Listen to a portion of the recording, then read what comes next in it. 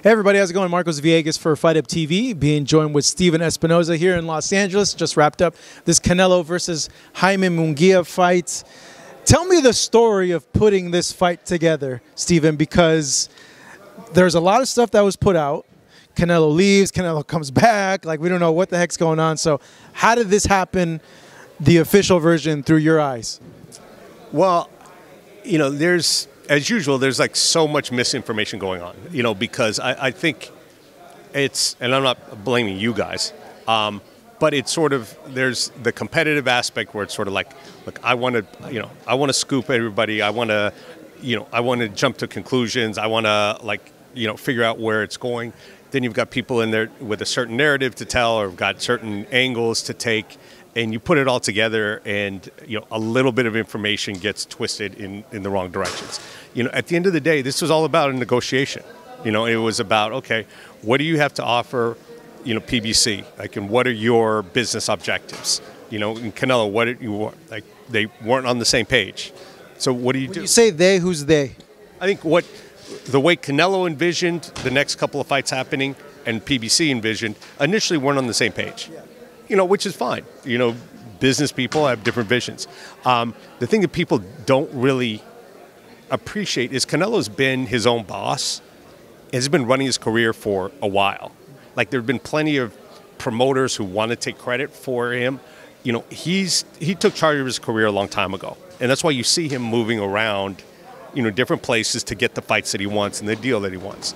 So, he and PBC, weren't seeing eye to eye.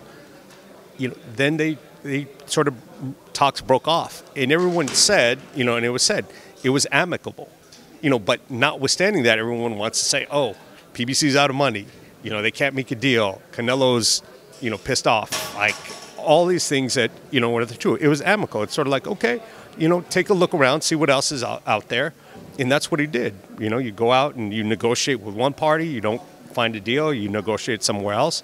Sometimes you end up where you started. And then he comes back having a different sense of the market and what else is out there. They were able to reach agreement. And I think both sides gave a little bit and ended up with what everyone thought was the best option. So I think all these people in between were just sort of rushing to sort of fabricate a story before the story had actually been told. And the story was not, hey, Canelo leaves PBC.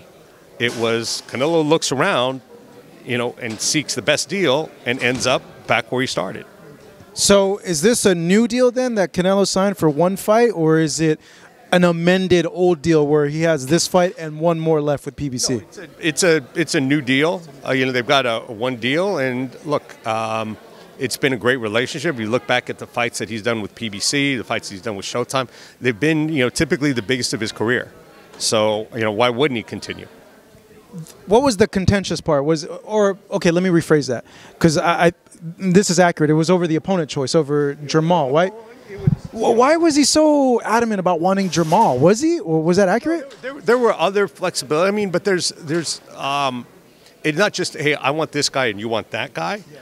It's also what comes along with it. What's the guarantee?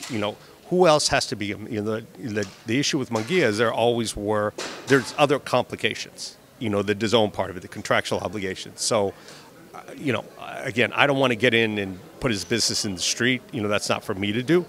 But at the same token, it wasn't just like, you want this guy and I want that guy and we don't have a meet. It's sort of like, okay, well, at this price point, the deal doesn't quite work if you're fighting this guy, But if you fight this guy, maybe this other price point makes sense. Like, no, like, I'd like to fight this guy for this amount. It's sort of like, okay, you don't get on the same page. It's sort of like, okay, like, explore other things. We're here, if you, don't find anything to your liking. And, you leave the door open, you don't burn bridges, and reasonable business people come back together and you reach agreement. I think to the disappointment of many people. Well, I know a lot of fans are disappointed that this fight isn't the Benavidez fight. You guys talked to him about the Benavidez fight, right? And how did you gauge the temperature there? Because we just spoke to him right now, and this is the thing with him. Like, as a fighter, I know he doesn't mind who he fights, but it comes off to us as if he doesn't feel like, it's not a big fight. Like, he's just like whatever about it. Like, I don't like, it doesn't make sense, because I think to the fans and everybody else, they think that that is the biggest fight for him out of anybody. Yeah, and I think what people forget is that there's multiple objectives and agendas going on in all conversations, and I don't mean it in a negative way. I'm not saying people are lying or there's an agenda, but by the same token, if he decides he's going to fight Benavidez, there's a negotiation that has to happen, and if he comes out and says, "This is the most amazing fight. It has to happen in September. Absolutely, I can't think of a bigger fight."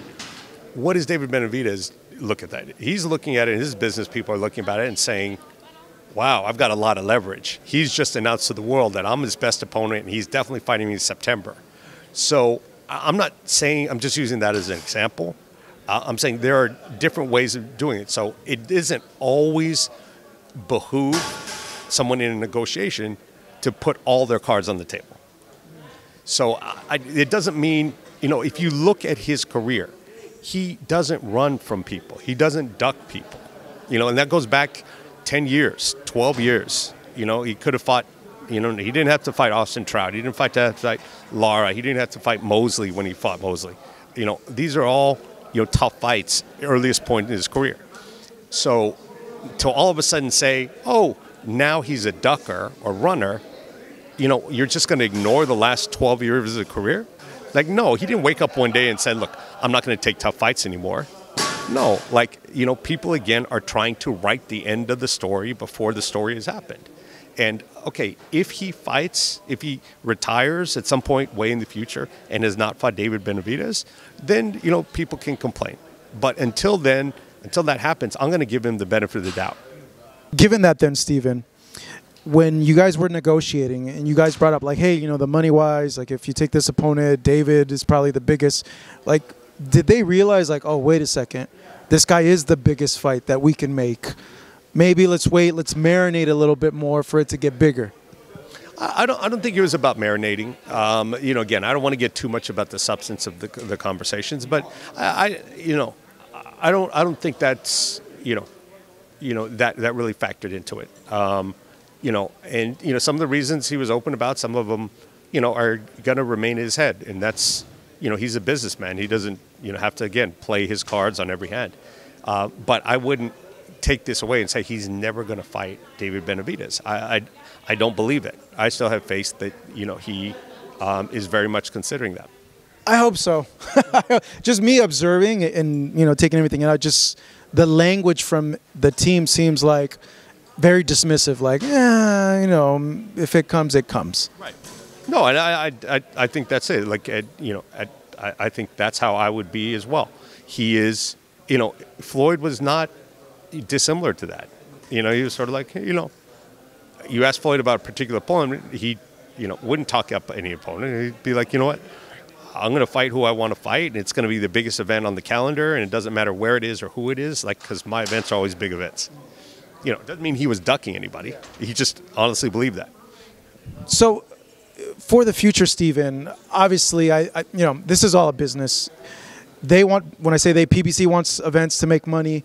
Canelo wants to be in fights that'll generate him a lot of money, even though he's made a ton of freaking money at this point, You got to know, hey, David, is there any sort of plan to, hey, we have this on the table, will this happen? Yeah, I mean, look, you don't have to stick it in his face. You don't have to push it down his throat. I mean, everybody knows it's there, and everybody knows how attractive it is.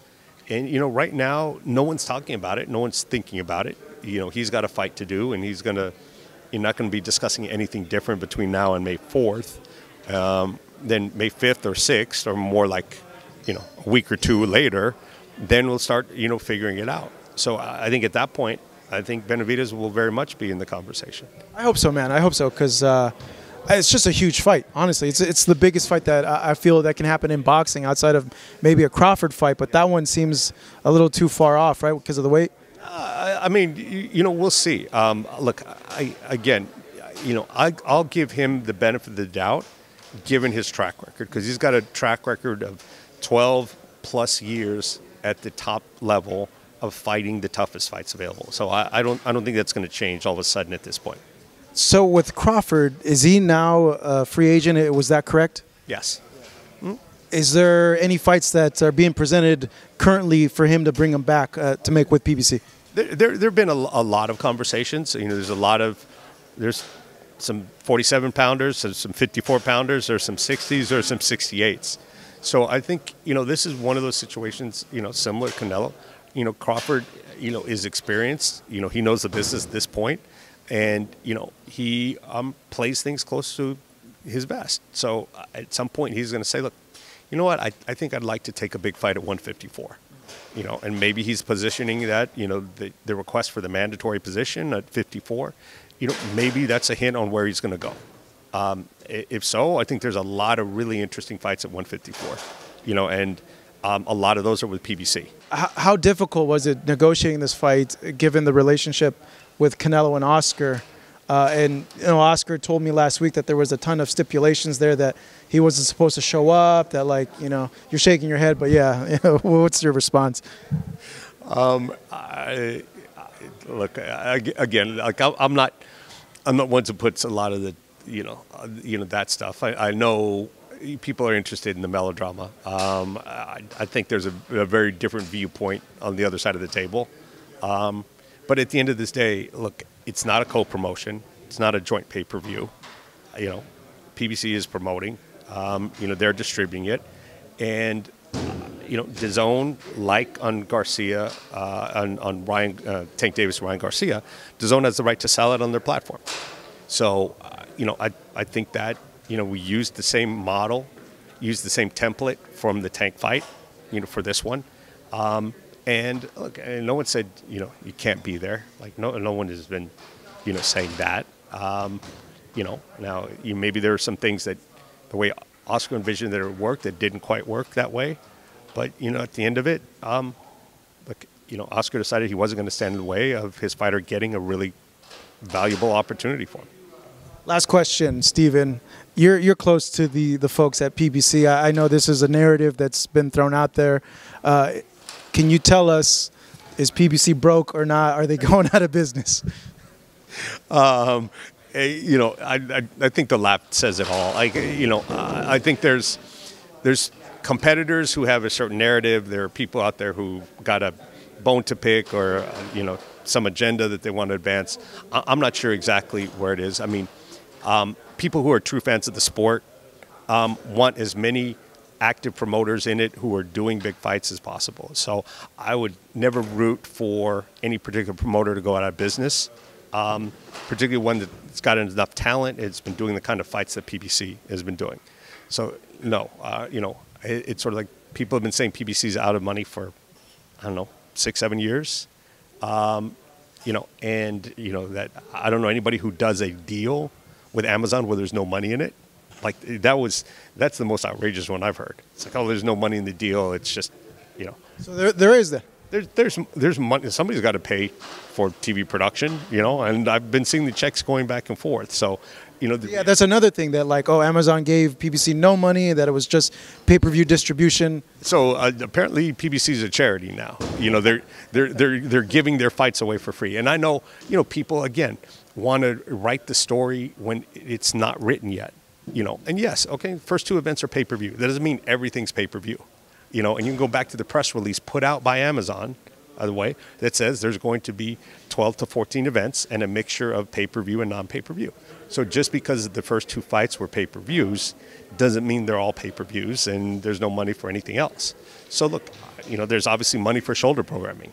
I don't know who does a deal and says, here Amazon, here Netflix, here Showtime, here's a bunch of content you can have for free. Don't worry, don't charge anything.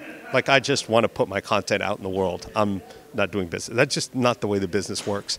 And anybody who says that, fundamentally misunderstands the way the world of business works. That you were about to drop an F-bomb just now when you said fundamentally. We'll close it on that point because I don't want to get yelled at anymore. I've gone through this getting yelled by everybody in the business. Steven, good catching up with you. I appreciate the talk. Thank you so much. Marcos Villegas here for Fight Up TV in Los Angeles.